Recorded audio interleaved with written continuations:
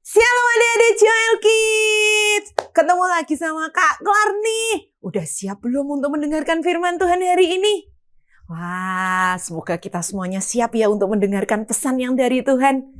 Minggu lalu siapa yang sudah mendengarkan kebaktian online Joel Kids? Siapa? Saya. Betul banget, ceritanya tentang apa? Ayo adik-adik Joel Kids. Sudah dengar ceritanya? Iya, minggu lalu kita sudah dengar tentang Pentakosta, di mana murid-murid Tuhan mendapatkan apa? Mendapatkan Roh Kudus, diberi Roh Kudus oleh Tuhan, berupa lidah-lidah api. Nah, hari ini Kak Klar mau ajak adik-adik semua yang sudah mendengarkan kebaktian online Joel Kids untuk belajar lebih lagi. Kita mau kenalan sama Roh Kudus nih. Mungkin adik-adik Joel Kids sering nih ya dengar Roh Kudus, Roh Kudus, Roh Kudus. Tapi mungkin ada yang belum kenal banget nih sama Roh Kudus. Sebenarnya siapa sih Roh Kudus? Apa sih yang Roh Kudus lakukan buat hidup kita? Apa sih yang Roh Kudus kerjakan di hidup kita? Oke, kita mau sama-sama dengarkan ya adik-adik ya. Kita mau sama-sama mendengarkan ceritanya. Adik-adik duduk yang tenang, boleh ambil Alkitabnya, boleh ambil catatannya. Oke, siap adik-adik Joel Kids? Pasti siap dong. Biar semangat semuanya bilang Joel Kids. Yes, I am. Oke, kita baca dulu di ayat yang pertama. Di Yohanes 14 ayat 15. Jikalau kamu mengasihi aku, kamu akan menuruti segala perintahku. Kira-kira menuruti perintahnya siapa? Betul banget, menuruti perintahnya Tuhan. Tapi nih adik-adik ya, kalau Kak Klar boleh jujur, Kak Klar boleh curhat nih ya. Ketika kita menuruti perintah nih ya adik-adik, ada satu perintah. Adik-adik, susah ya kalau kita harus menuruti semua perintahnya. Bener gak? Bener gak? Ya kan? Nih ceritanya kayak gini nih adik-adik. Adik-adik pernah renang? Pernah ya? Mungkin kalau di kolam renang itu ada batasnya. Yang sini hanya kedalaman yang kurang dari 1 meter. Yang sebelah sini kedalamannya lebih dari 1 meter. Terus habis gitu udah diperingatkan nih adik-adik ada perintahnya. Oke. Nggak boleh ya kamu melewati batas ini. Soalnya yang batas ini nanti ke sini kolamnya tambah dalam. Tapi kita ini nih sukanya penasaran. Ketika sudah ada perintah, sudah ada peraturan, kita kadang sukanya iseng. Wah, kayaknya seru nih kalau aku melewati batas nih. Ya kan? Bener nggak? Susah kan kalau ada perintah, kalau sudah ada peraturan tuh kadang kita tuh malah suka ngelanggar loh adik-adik. Bener gitu nggak? Betul apa betul? Pasti betul ya. Sama. Tadi kan ada ayatnya. Jikalau kamu mengasihi aku, kamu akan menuruti segala perintahku. Oke. Mungkin susah ya adik-adik ya. Tapi tenang adik-adik. Semuanya di sini mengasihi Tuhan? Semuanya di sini cinta sama Tuhan Yesus? Siapa yang cinta sama Tuhan Yesus? Tangannya diangkat dua-duanya. Nah, kalau gitu gak usah bingung adik-adik. Jangan berasa aduh susah kak. Nanti aku gak bisa menuruti semua yang Tuhan pengen dari hidup aku. Semua perintahnya Tuhan tuh aku gak bisa nurutin kak. Tapi aku tuh mau mengasihi Tuhan. Caranya gimana? Adik-adik, Tuhan sudah mengirimkan roh penolongnya buat kita. Yaitu roh kebenaran. Yaitu apa? Roh Kudus. Tuhan memberikan Roh Kudus buat kita. Nah, kita sudah kenal yang pertama nih adik-adik. Siapa sih Roh Kudus di dalam hidup kita? Yang pertama apa tadi? Roh Kudus adalah roh penolong. Betul banget. Penolong. Penolong itu seperti apa ya? Kira-kira, bentar. Nih, Kak Klar punya apa ini? Kak Klar punya penggaris. Kadang adik-adik kalau disuruh buat garis lurus, kalau tanpa penggaris bisa nggak ya? Nggak mungkin ya, nggak mungkin bisa rapi ya adik-adik ya. Terus apalagi nih, bolpen. Kalau disuruh nulis, terus tiba-tiba tulis di kertas, kita nggak punya bolpen. Apakah kita bisa nulis? Nggak mungkin bisa. Terus apakah kalau ini apa ini? Kak Klar punya penghapus. Ini bisa juga jadi menolong kita loh adik-adik. Kalau kita salah nulis, terus habis gitu kita mau hapus, ini bisa dipakai. Tapi kalau tanpa ada barang-barang ini, ketika disuruh buat garis lurus tanpa penggaris, apakah bisa? Nggak bisa. Apakah bisa nulis di kertas kalau kita nggak punya bolpen atau pensil? Nggak bisa. Terus, apakah kita bisa menghapus tulisan kita yang salah kalau tanpa ada penghapus? Pakai tangan gitu? Nggak mungkin bisa ya adik-adik ya. Nah, hidup kita juga sama adik-adik.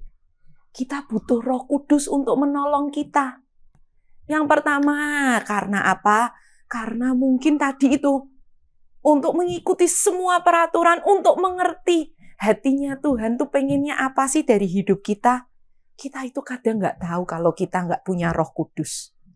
Tapi Tuhan bilang apa? Dia mengirimkan rohnya untuk kita, untuk membantu kita mengerti apa yang Tuhan kita mau. Untuk membantu kita mengikuti semua yang Tuhan kita mau. Karena kita mau apa? Kita mau membuat hatinya Tuhan Yesus itu selalu disukakan. Kita mau buat hatinya Tuhan Yesus itu selalu gembira. Kita nggak mau buat Tuhan Yesus itu sedih. Sudah mengorbankan jiwanya, sudah mengorbankan tubuhnya untuk disalib. Tapi kita buat Tuhan jadi sedih lagi. Kita nggak mau. Nah, saatnya di sini kita mau undang Roh Kudus untuk hadir di dalam hidup kita, adik-adik. Untuk membantu kita, untuk mengerti nih. Apa sih yang Tuhan kita mau? Nanti Roh Kudus yang akan bantu kita. Karena Roh Kudus itu sangat dekat sama Tuhan. Kakak punya satu cerita nih adik-adik. Mungkin adik-adik tahu namanya Esther. Ratu Esther tahu ya adik-adik ya? Pasti semuanya tahu. Esther itu disuruh sama Mordekai untuk menemui Raja Ahasiweros.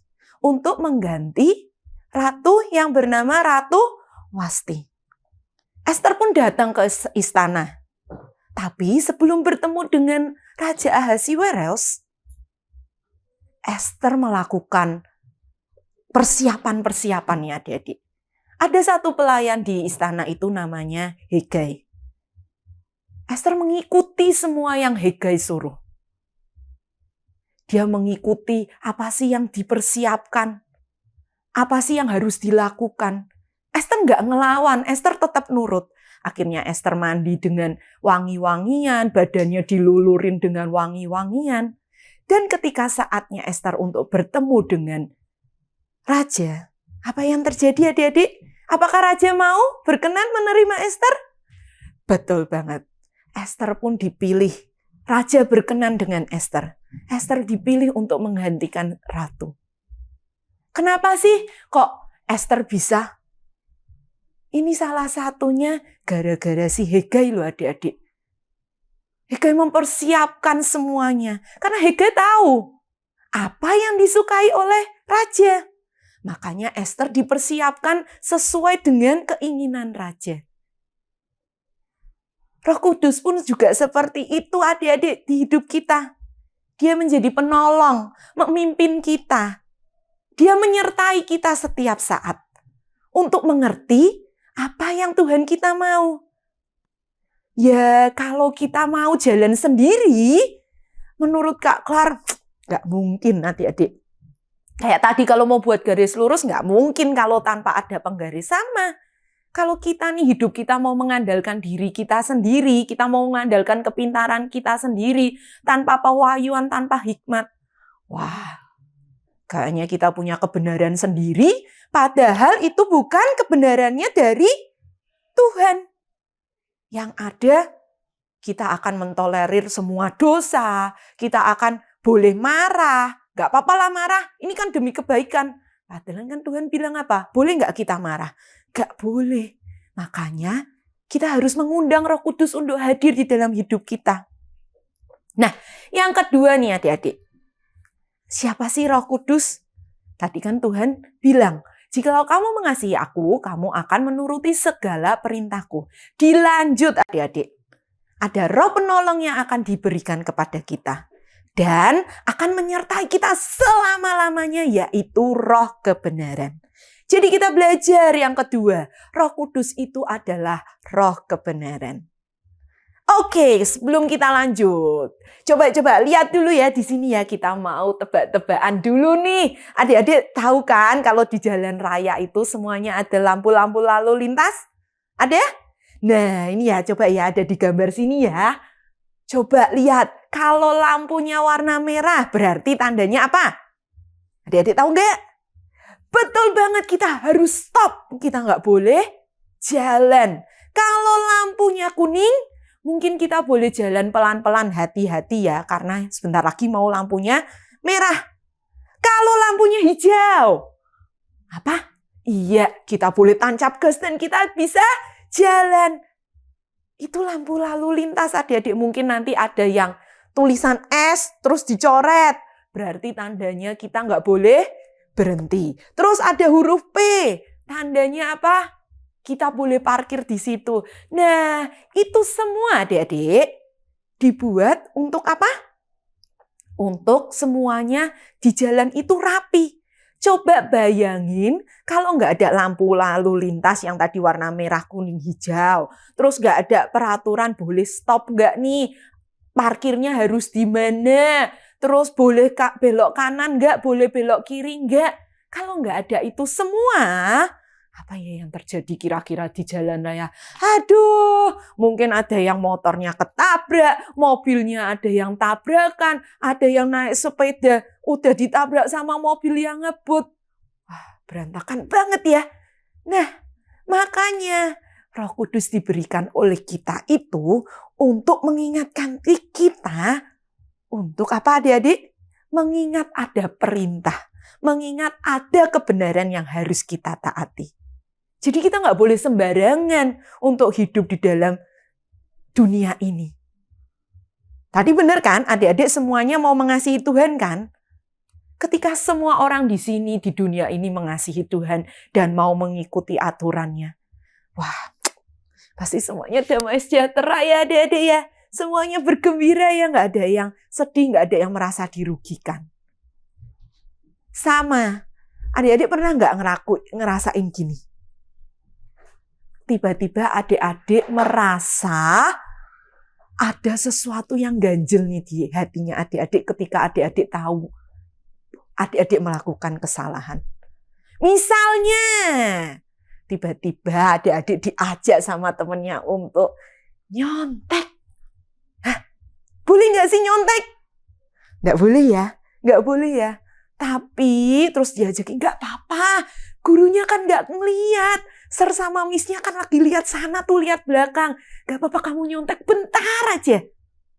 Terus, ya adik-adik nyontek deh. Tapi perasaannya di sini, hatinya adik-adik itu nggak tenang. Aduh, aku kok nyontek ya. Aduh, aku ngelanggar nih perintahnya Tuhan. Pernah ngerasa itu? Nah, adik-adik tahu, di situ Roh Kudus sedang bekerja di hatinya adik-adik. Adik-adik diingatkan tentang kebenaran bahwa mencontek itu nggak boleh. Mungkin adik-adik marah, sesekali adik-adik marah. Terus adik-adik pulang rumah nyesel, aduh kok aku tadi marah-marah ya.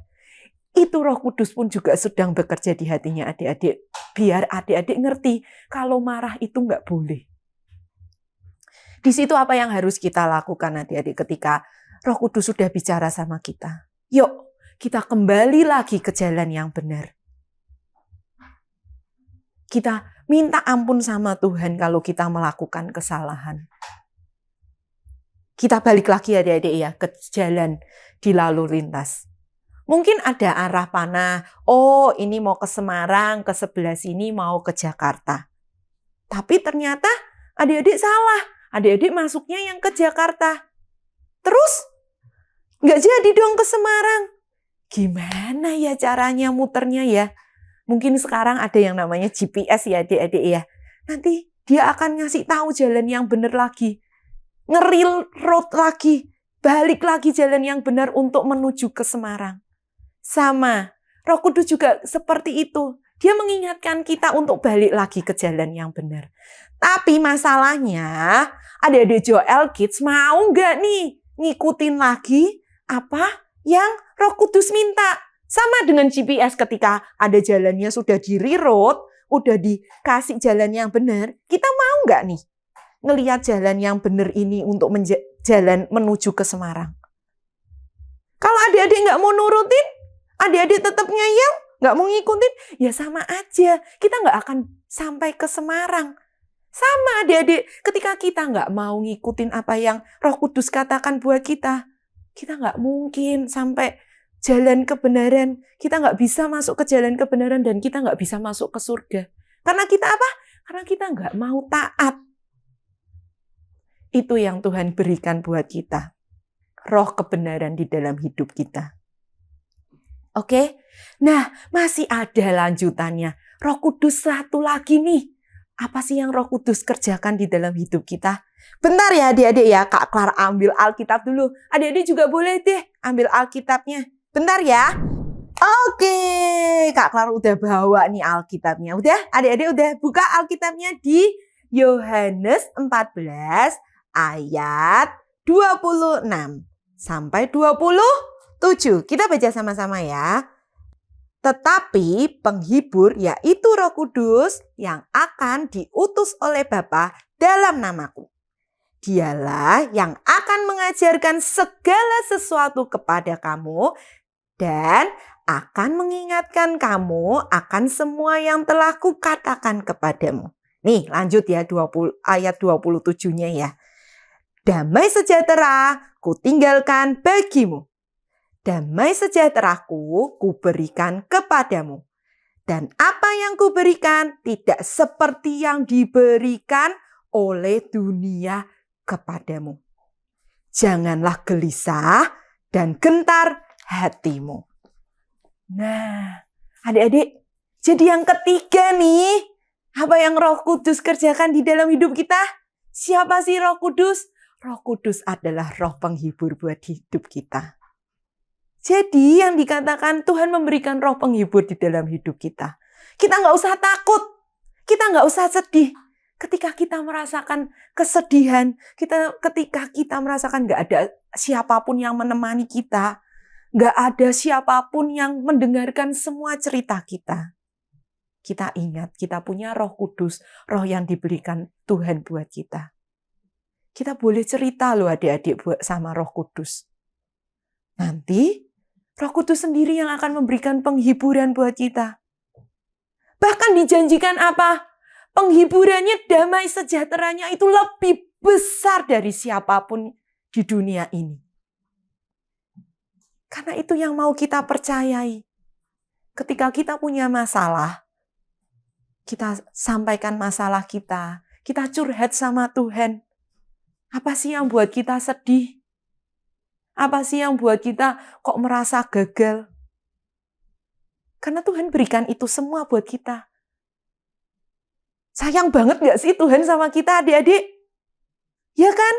Jadi adik-adik harus ingat lagi ayat yang tadi di Yohanes 14 ayat 15. Yuk kita kembali mengasihi Tuhan. Karena Tuhan sudah sayang sama kita. Kita turuti semua perintahnya. Nah, adik-adik, Kak Klar mau tanya nih.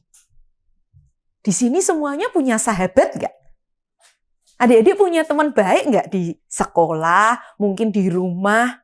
Mungkin Kak, teman baikku itu mamaku. Atau Kak, teman baikku itu papaku. Kak, teman baikku kakakku atau adikku.